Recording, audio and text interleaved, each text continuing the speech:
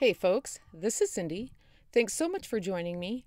In today's video, we're going to be doing some no-line coloring with the Hero Arts Nasturtium stamp set. I love the stamp set. It is just a wee thing.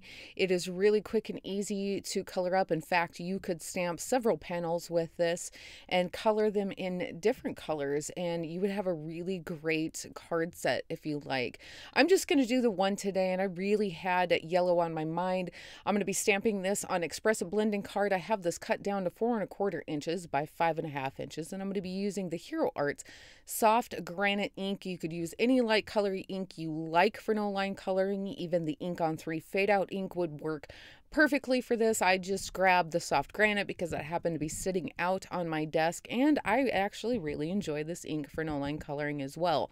So I'm going to get started on my flowers here. I'm going to show you the first couple of flowers, and then there's something that I wanted to talk to you about pertaining to the coloring on this card panel. So I'm starting with the Copic in V12. I'm going to be using this color for my darkest shade color. I'm going to be doing some desaturating in order to get a darker shade of yellow. Violet is the complementary color to yellow, so it's going to make it more of a darker yellow, and you'll see that here in just a second. I put that V12 down there. I started right there in the center like I'm doing it right now with that Y38, and I'm bringing that out towards the tips of those petals in very light flicking motions. I'm right up there on the tip of my marker. There was also a couple lines illustrated up along the tip of that petal. I kind of brought those down a little bit in that V12. I went over the top of that V12 with this Y38 and brought that out just a little bit farther. Now I'm bringing in the Y35, and I'm going to go right over the top of that V12 and the Y38. And I'm going to make sure that the entire petal is now covered in this Y35. I don't need to scrub at this. I don't need to work at it too hard. I just need to make sure that the entire petal is covered. Now, in a perfect world, if you have plenty of ink in your Copics and your nibs are in good shape, you should actually have a pretty decent blend going on. I'm going to struggle at this a little bit. Not because I'm not trying to get a good blend this time, folks. I really made an effort to get a good blend. However, I have a problem with one of my Copic markers, and we're going to talk about that here more in just a few minutes. And now that I have this first petal done, I'm going to move on to the other ones, and I'm not going to take these one petal at a time. These images aren't very big. I still can go in with the V12 on the rest of the petals, the Y38 on the rest of the petals, and then finish them off with the Y35, and I'll still be good to go.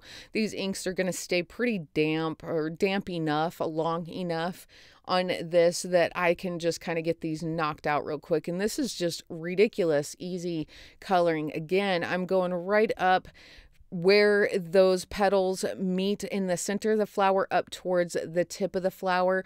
On the tip of my marker, I'm flicking those pretty much straight up. I am kind of following the shape, although these kind of come out and bend away fairly straight, so it's not gonna take a whole lot. I do want to reinforce some of these bends and folds in the tips of some of these petals, not all of them. I don't need to do that with all of them, and I'm kind of focusing just on the ones that have those lines illustrated there at the tip that go down towards the center, and the rest of them I'll leave just as they are. I don't need to put too much into it. And also, I know that I'm going to be bringing in my colored pencils when I'm done with my Copic coloring. So if I feel like I want to add any more shading to those tips to get any more bending or movement or texture in those, I can certainly do that with my colored pencils. And also, again, it comes back to I have an issue with one of my Copics that I'm using here, so I'm going to ride the struggle bus a little bit, but again, we'll talk about that here more in just a moment. So after I was done with that V12, I'm coming in with the Y38, going over the top of that V12 and bringing that out a little bit. As you can see, going over the top of that V12 with this Y38 actually makes that V12 a darker orange color. It's pretty dark. It looks kind of muddy, but don't be afraid there, folks. Again, we still have our colored pencils we're going to be bringing in, and that's going to help with that. But I didn't want these to be super bright and continually trying to go darker and darker and darker with oranges and yellows. I wanted more of that desaturated look. It's going to make them look like they are kind of bending down in the center just a little bit more this way. And I like this color combination, so it worked out well. I believe it was last week I mentioned the need to replace one of the nibs on one of my markers, and I just kind of touched on that. I'm going to talk about that a little bit more here. On this flower and the one next to it, I want you to take a good look at those compared to the third and fourth flower that I'm going to color. There is going to be a difference because my V12 was fine. My Y35 up until this point was fine. My Y38 was not okay. What was happening here is I was getting this gooey buildup on my card panel. And the reason why that was happening was a couple of things. Number one, I had let my Y38 get pretty dry. I hadn't refilled it in a while. I knew that I needed to refill it because it wasn't blending with my other colors in my work like it should. And also, I hadn't cleaned out the cap of my marker in a while. It had quite a bit of buildup on the inside of that. So not only was the marker itself dry, the nib was dry, but then I'm putting it inside that cap, and all of that buildups that was in the inside of the cap, my nib was running right over the top of that and picking all of that up. So I'm putting it down on my card panel, and I'm literally just transferring that goo onto it. So then I'm trying to put that Y35 over the top of it, and it's not blending. Plus, these colors look super dark, more dark than what they absolutely should. These colors shouldn't quite be this dark. The blend shouldn't quite be this rough. And I am really going out of my way to be super conscious of my blends on this card, folks, because I really wanted you to see the difference on this. So when I talk about replacing your nibs, it is so important that you do that. You can actually ruin the entire marker and then have to replace the entire marker by allowing this to happen. Now, I knew when I started this card, I knew that this was a problem. I knew that I needed to refill and replace the nib on my Y38. And I was going to have to do it on my Y35 because I'm starting to pick all of that goo up from the Y38, transfer it to the nib on my Y35. So now I have two markers that I need to deal with instead of just taking care of the whole issue to begin with. But I really wanted you guys to see this because it is outstanding, the difference there is and how much easier it is when you actually do a proper maintenance on your markers to begin with. So I can't say it enough. Do as I say, not as I do, folks. Make sure that your caps are cleaned out. Make sure that your markers are refilled, and make sure that you have good nibs on them. Now, at this point, I am going to replace the nib on it. I'm going to fill up my markers, and over time, if I take care of them and I do the proper maintenance that I need to do with them, they should last me for a while. Even with the super brush nibs on the Copic sketch, they do kind of get to the point where the nib itself, it starts to break down a little bit just with use. That's kind of a natural thing. That's not a big deal. Super brush nibs are a wee bit springy. They're not meant to be stiff at all like the Copic, the original Copic marker is, or the bullet nib. They are supposed to have a little bit of spring to them, but over time with use, they will kind of get a little soft, and you're going to probably notice a difference in your coloring a little bit, so you're going to want to replace them anyways. But you can definitely get way more use out of them if you make sure that you have plenty of ink in your Copics, and you make sure that you keep those caps cleaned out. Now, I took a package of baby wipes. I let them dry out. I let them sit out for a few days. I let them dry out. I cut them in little squares There's a lot of them when you do that, but I cut them in little squares. I put them in an old baby wipe reusable tub, and I will put rubbing alcohol in with them. When I need to use them, I'll take those little squares and I'll clean out my caps, make sure that they're nice and dry before I put the cap back on, and that helps a bunch. You can also get pre-made alcohol wipes from Amazon. I'll have that linked down below, as well as in today's PDF if you're interested in that. I've used both. They work out great. Make sure that you're not touching the nibs of your markers with alcohol, folks. That is another great way to ruin them, but it's an excellent tool for maintenance. Okay, so I'm going to get started here on my third one. Now look at the difference between the first two and how this third one's going to turn out. In fact, I'm going to have to come back in with my Y38 after my Y35 and add just a little bit more of that because I get a little happy in the blending department, but that's fine. I would rather do that than have some issues with my coloring to begin with. So again, I'm starting with that V12. I'm right up there on the tip of that marker. I'm starting right down there in the center of that and flicking that out. I'm making sure that I vary my flicks too. You don't want a wall of color there. So you can definitely make sure that those flicks are kind of at different lengths there. You can see on this one, that's a really great example. I have those two longer flicks blended in with a few shorter ones. That petal also kind of dips down into itself and kind of curves up a little bit, so I'm adding some more of that V12 in that area too. This petal is going to look a little bit more cupped as opposed to the rest of them. This one, I'm going to add some of that V12 right there on the left because that petal is hanging over the top of it as well as on the right. This one is up a little bit. There isn't the petal underneath it, so I don't need shadow there. But I do want to make sure that there's plenty of that V12 coming up from the center of that petal out towards the tip, because I want that one to look like it has quite a bit of dimension on it as well. Since it is standing up front and center, it's going to be the closest to the eye. Okie dokie. I want you guys to take a really good look at those two flowers right there. Now you're going to see a little bit of a difference between those two and this one here. Actually, you're probably going to see fairly decent amount of difference between the two of them.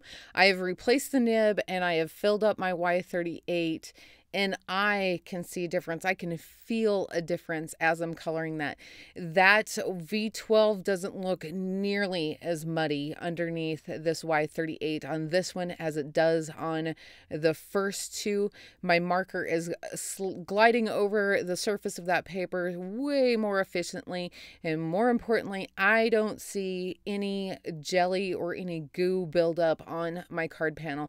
And in fact, I'm going to have to come back in with this Y38 and add just a little bit more when I'm done with my Y35, because I also replaced the nib on my Y35, made sure that that had ink on it. I had been coloring over the top of this Y38 with that Y35.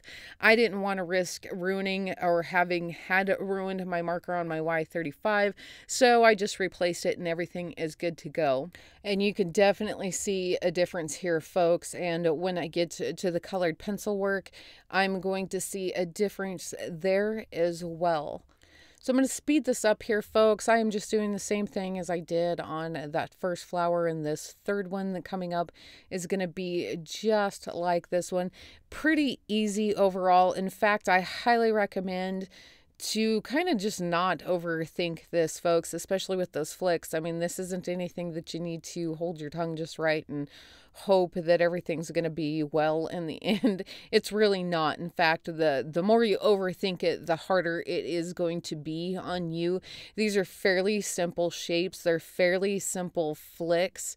So basically, you should be fine just kind of breezing through it.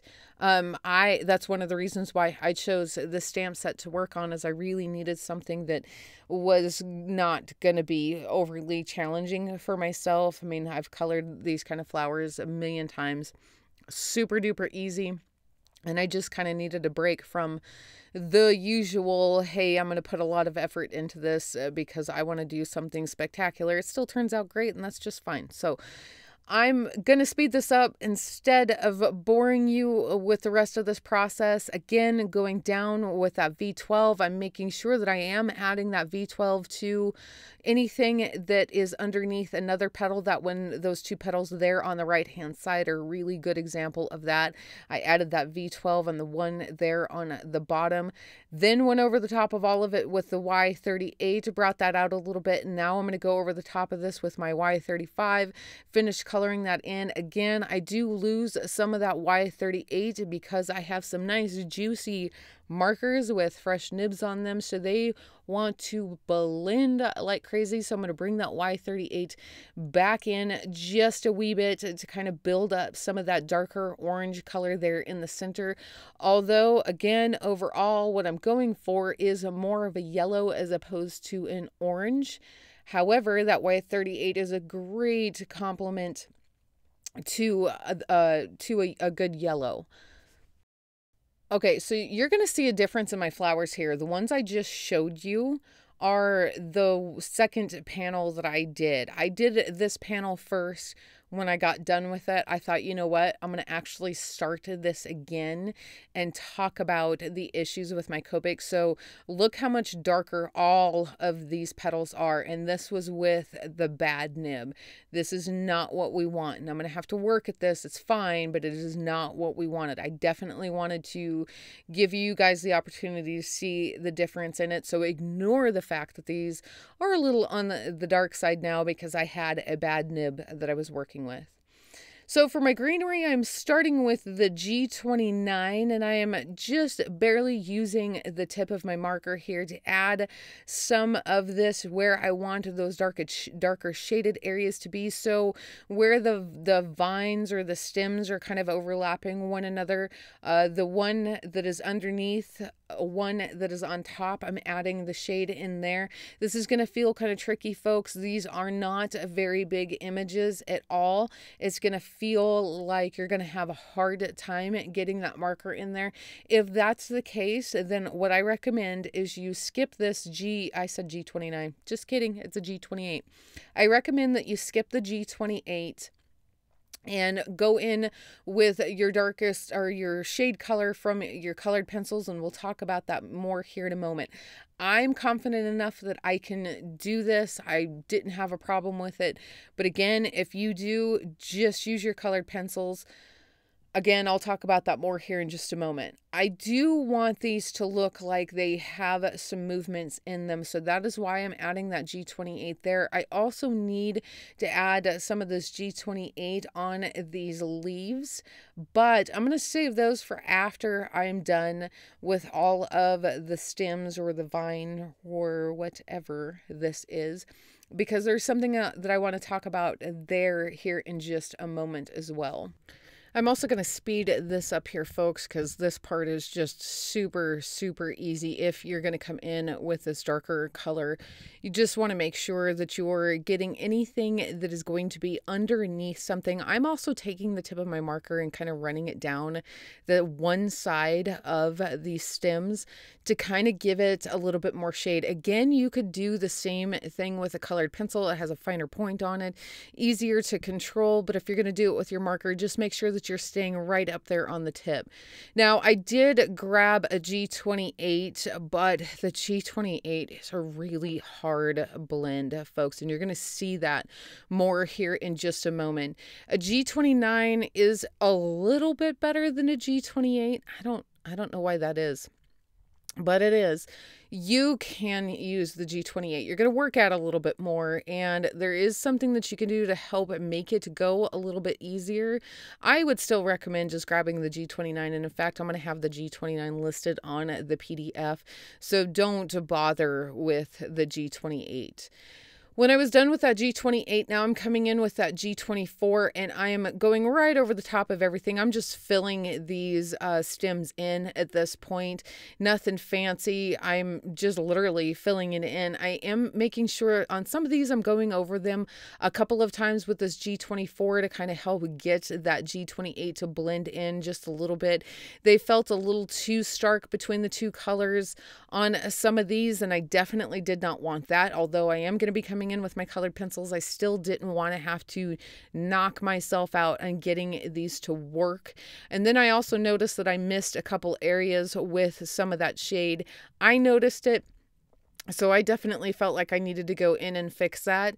It's always good to double check your work before you move on in case you miss stuff like that. Now, honestly, at the end of the day, I don't know that anybody's going to look at this and ask themselves if they see any spots that I miss, but you never know. So I'm going to make sure that I have those touched up before I'm done with this. So now I'm going to start working on these leaves, and these get a little tricky. I am using the G28, so I'm going to have a tough time blending here. Now I'm going to show you a couple of these where I don't saturate the paper with the G24 first, and then I'm going to show you some where I just go straight in with the G28 first, like I typically do. This is my darkest color. I'm going right down the center of that, and I'm following the lines that are in that illustration, but on this one here, this one is underneath that one that it sits in the front of it, so I need to make sure that I'm adding some of that there. It's a fairly fine line. I do kind of flick it out just a wee bit along those edges, kind of in a triangular-ish shape to kind of bring that out a little bit, makes that shadow look like it's casted out just a tiny bit more. And I also see at the edges of some of these leaves where they kind of bend away from me. So I'm going to add some of that G28 there when I'm done coloring this in. Again, it's just going to make it look like it has a little bit more movement and bending to the edges of them, just like we did on those flower petals. So I'm going to do a couple of these at a time, and I know that I'm going to ride the struggle bus on this, folks, and I'm doing this on purpose. If you have a color it's hard to blend, like you know that it's a tough blend, number one, you can saturate the area with your lightest color, and that will help. You'll see that here more in a moment. But also, don't bite off more than you can chew. I really should have done one and then another completely before I moved on, but I wanted to show you this. So I'm going to go over the top of this G28, and this has had a moment or two to sit there, and I worked at this pretty slow, and I did it slow on purpose because there's still a lot of contrast between those two colors. That is not a decent blend at all. It's not awful, and it's not the end of the world. I'm not going to beat myself up, but I wouldn't by any means call that a spectacular blend. Now, if that's the look you're going for, if you're going for that high contrast, that's fine. That's not what I'm going for. So I'm going to have to work at this a little bit. I'm going to put another layer of G24 over the top of that, except the problem is now my G24 is getting darker than what I would prefer it to be because I'm just layering color on top of color. Now in this one, I'm going to saturate this paper with the G24 first. It's nothing spectacular. It's not pretty. It doesn't need to be. It's just saturated. Now I'm going to come in with that G28. I'm going to go right over the top of that G24. It's still fairly damp on there. My ink, that G24 is still pretty damp in there. That's fine. I'm going to come in with that G28. Now, it still looks pretty dark. That's fine. I'm going right over the top of G24 with a G28. It's going to look dark. It's going to look like there's a lot of contrast there. However, I'm going to bring this G24 back in and go right over the top of that G28. And because I had already started that blending process with that G24 underneath it. Look how much lighter that is compared to the first two that I did. So there's still a little bit of contrast there. That's fine. I'm still working with two colors that are 4 shades apart, that are a difficult blend to begin with. There's still a little bit of contrast, but it's not so stark as it could be if I hadn't pre-saturated that paper to begin with. Now, some of these I'm going to do that with, some of them I'm not. I'm just kind of going back and forth, just kind of playing around with it, just kind of making my own mental notes, watching the paper, seeing how it works, watching the ink, seeing how that works. So I know in the future what I'm looking for and what I can do to address these kind of issues and decide on if it is an issue or not. I decided to leave off any yellows in these leaves today. I already had quite a bit of yellow going on in those flowers. and I didn't want these leaves to compete with them. Now, I didn't look up what nasturtium leaves look like before I started this. I basically decided that I liked the stamp set. It was fairly simple. It was going to be pretty easy to color in, and I really just wanted to kind of roll with it, just kind of run with it. So I wasn't looking for hyperrealism here, and I honestly didn't care if they were the right colors at all. The only thing that I knew going into this is that I was not going to put any yellow in these leaves because I had the yellow in those flowers. I did not want those to compete. These nasturtiums are still the hero in this on this card panel today, so I didn't want those colors competing. Outside of that, that was it. Now, if you were to do another color of nasturtium, you could do a pink nasturtium. That would be super duper cute. Then you could definitely do some yellows in those leaves. The B34, YG17, and a YG13 would be groovy.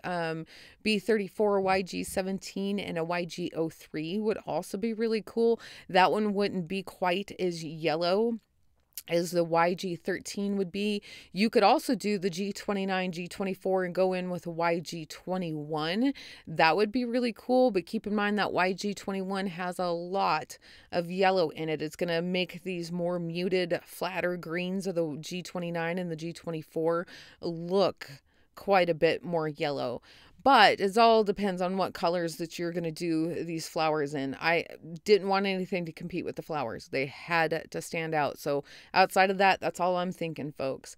So I'm just going to finish up these last few leaves here. They're pretty simple, folks. I'm just basically repeating the same thing that I did on the first flowers, just kind of adding in that G28 where I want that darker shaded area to be. Now on this one, I do come back in and add some of that G28 there on the edges. This one kind of looks like it's cupped down in the center. I felt like it needed some more shade there along that right edge and the left edge in order to get that dimension in there. And then I'm going to call those a good. Now I can start doing my colored pencil work here. I had picked up a mineral orange. I did not mean to. I actually meant to grab my Parma Violet. I am going right in where I would have had that V12. I have a very sharp pencil and a super light hand. If you go in with a Parma Violet, even over the top of a Y38 and a Y35, you're still going to see the purple, folks. You don't need a heavy hand. This doesn't take much to get the color down on your image. But even with a light hand, you're still going to see that purple. Don't freak out. That is perfectly fine. We're not done with our colored pencils. In fact, I'm bringing back that mineral orange. I'm going right over the top of that Parma Violet, bringing that out a little bit more where that Y38 is, and then that's just about it in terms of the darker colors. I am going to end up bringing in a yellow ochre. Now, had my blends been where I wanted them to, I wouldn't need to have used as much as the yellow ochre as I did have to, but because I had the issues with that Y38, I was trying to overcompensate for that, and you definitely don't want to do that. Then you're adding more colored pencil to your images than what's absolutely necessary. And remember, with colored pencils, you're just adding details to this. You're not trying to recolor the whole thing. I had to focus on this a little bit more than what I should have. So that is definitely something to keep in mind there.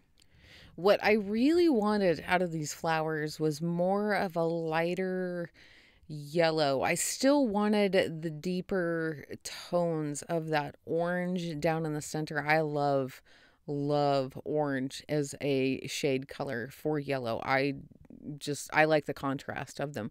However, overall, I really wanted more of a delicate, lighter yellow with that deeper, more saturated orange. This is not right. This isn't how this is supposed to look. There is the harsher oranges with just a flatter yellow, and it's not a good blend. That's not good coloring at all. I really wish that I would have had the time to finish both of these cards and take pictures of them and show you the comparison between the two with having that nib replaced and the blending on them. There's a huge difference. There's a huge difference in the saturation of color and the finished look. Unfortunately, when I was working on these cards, my husband had took both of two of our kids snowmobiling. One of them typically rides my snowmobile, which is totally fine. Don't have a problem with that at all. However, there was a manufacturer defect in one of the parts on my snowmobile, and when they were out riding it, one of my kids went to start my sled and it started on fire. And then the whole situation just kind of started on fire, so to speak. Everybody's fine. Nobody got hurt. It was just kind of a fiasco. And then there was fiasco with the insurance company and the manufacturer and this whole big deal. And honestly, at the end of the day, I really wish I could have just focused on card making, because that was a mess. And it really bums me out that I couldn't show you guys the difference between the two of those. But what do? It's all good. We're done. We're good to go. Just at the end of the day, the takeaway from this, folks, is make sure that you're replacing your nibs, cleaning your caps, and then making sure those markers are filled, because that is super duper important. So as I'm going in with my colored pencils here, I'm just going right over the top of the colors that I had already put down with my Copic markers, going in with that V12 over the top of that, or I'm sorry, going in with the Parma Violet over the top of that V12, coming in with that Mineral Orange over the top of the V12, the Parma Violet and the Y38, bringing that out just a little bit more, working at those blends and those higher contrast areas to get those to smooth out just a little bit more. Unfortunately, I'm eating up more of that yellow than what I had intended to begin with. Not a big deal. In the future, I will make sure that I don't have that problem, and then I will be a happy camper. Now, typically I would come in with an indigo blue and I would go in over the top of that G28 and then stop at the G28 and then bring in the Prussian green, go over the top of the indigo blue, bring that out into the G24. But I'm going to do something a little bit different here because I am trying to bridge that gap between that G28 and that G24. Remember, it's a tough blend here. So I'm actually going in with the Prussian green to begin with. I'm going to go over the top of that G28 and out into the G24. I have a really sharp pencil and a super duper light hand. It doesn't take much. I am just trying to get that blend to work. Now I am bringing in the indigo blue and it is also super duper sharp, and I am going in with a super light hand, but I'm using it super sparingly now, just down into that darker area. So right along that very edge where this flower is overlapping that leaf. So just down in there, kind of along the edge of the leaf itself. In some of these areas, I will kind of look at it and go, I need to blend that in just a tiny bit, but not too much. I'm not nearly using as much indigo blue as I typically use, because this Prussian green is going to do pretty much all of the work for me. I don't need a whole lot.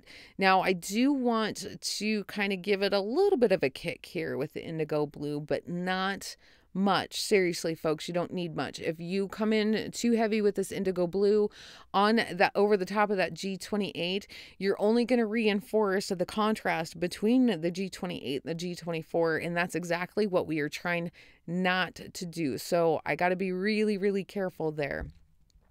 Now, if you have colors that are a more natural blend, like the B34 or the YG17, then you're good to go. Then you're going to bring in that indigo blue, go in where the B34 is, bring in your Prussian green, go over the top of that, out into that YG17, but that is absolutely not the case here. I'm not going to show you how I color in all of these leaves. I am doing the same thing on all of them as I've done on these last few. They're actually pretty easy. Again, we're just coloring over the top of everything that we had already done with our Copics without recoloring the whole thing. I am going to show you the drop shadow here. Typically, I haven't been sharing with you folks lately, and I think that I should. So I'm starting with the BV23, and I'm kind of as if my light source was in the top right. So all of my shadows are down here in the bottom left. You don't need to worry about it, folks. I didn't worry about a light source when I colored this in. I think part of the reason why I usually go down, why I usually add shadow to the bottom left is because that's kind of what I'm used to. It's what I think about. It kind of helps keep me organized, and then I don't have to think about it. But it's not a hard and fast rule, folks. It's just kind of what I do. You do whatever is comfortable for you, and don't at all worry about that light source. So I'm coming in with this BV23, and I am kind of holding my marker a little bit off to the side here, primarily because I was being super conscious on whether or not you guys would be able to see this. Typically, I'd be right up there on the tip of that marker. I don't want a very fat drop shadow here. This isn't a very large image. It wouldn't cast a super fat shadow. So I typically go a little bit on the thinner side, holding my marker off to the side like that. Kind of makes it a wee bit fatter, but it's not really a big deal at the end of the day. Once I'm done with that BV23, I'm coming in with the BV20. I'm going to go right over the top of that BV23 and bring it out just a little bit. Again, I don't want this super duper fat. It does not need to be, but I do want to make sure that you can actually see the shadow on this. So I'm going to bring it out a little bit. I am making sure to blend back that BV23 a little bit. I don't want anything too dark. You could probably go a little bit darker on this, and that would be fine. I just had it in my head that I didn't want it quite that dark, and that's okay. I also chose the BVs instead of any other color because violet is a natural complement to yellow. You could definitely use cool grays if you'd like. You could use neutral grays if you'd like, and those would be just fine too. When I was done with that BV20, now I'm coming in with that B60. I'm going to go right over the top of the 23 and of the 20, and I'm going to bring that out. B60 is a pretty light color, folks. You could definitely blend this out into white on its own. You're just going to make sure that you are not going to go over the top of this too much and build up too much of that color. If you have enough ink in your Copics, they should blend pretty well on their own. You shouldn't have to work at it too much. I have a tendency to bring in a colorless blender and kind of blend that edge of the B60 out just a little bit more. I kind of leave it on this one. I kind of decide to live on the wild side a little bit and leave my cast shadow with a little bit harsher edge and call it good. But if you don't like that, like I typically don't, you could definitely come in with a colorless blender and work that out just a touch. You probably shouldn't need to work at it a whole lot. Now, I wanted to do some paint splatters on this because I had my paints out from my last card. So I stamped the image again on a scrap piece of just generic cardstock, loosely cut it out. It does not have to be perfect. I have temporary adhesive on the back of this cardstock. I'm going to lay it over the top of that. It doesn't have to be perfect. I just want to cover up the majority of that image. I don't want any paint splatters in my flowers. You could though. It would look pretty groovy. I just didn't, so I decided to cover it up. Now I'm going to mix together some Distress ink and Hickory Smoke and a Black Soot. The Hickory Smoke was a little too light, a Black Soot was a little too dark, so I decided to mix the two together. I'm going to take one of my acrylic blocks here. I'm going to spray a little bit of clean, clear water from my water bottle on to the block, and I'm going to make sure that I'm covering up my paper here. I'm trying to minimize as much wet or as much water on this Express It blending card as possible. Express It is not water friendly, so I do need to be careful how much water I am getting on it. It should be fine once you have the paints mixed with it. The paint is thick enough, even though I dilute it, that it doesn't warp or ruin the paper too badly, but water by itself is no bueno for your Express It blending card. So I had a little bit of a Hickory Smoke there and just a drop of that Black Soot to get a darker gray here. This is actually a really great color. I kind of had the Staedtler dark gray in my mind when I was mixing those paints, and this worked really well for that. I'm going to make sure that this is mixed up really, really well. I'm going to take my paintbrush. I'm going to hold hold it fairly perpendicular to my card panel, but I have my card panel at an angle and I have my brush in the direction I want the splatter to go. You can see that it goes from the lower right-hand side up to the upper left-hand side. That is perfect. That's exactly what I want. I'm also going to take that Staedtler dark gray pen and I'm going to fill in some spots in between those images. Those are going to kind of look like a faux paint splatter. I just kind of mimic what I have going on there. I didn't record that, unfortunately, but it is pretty easy.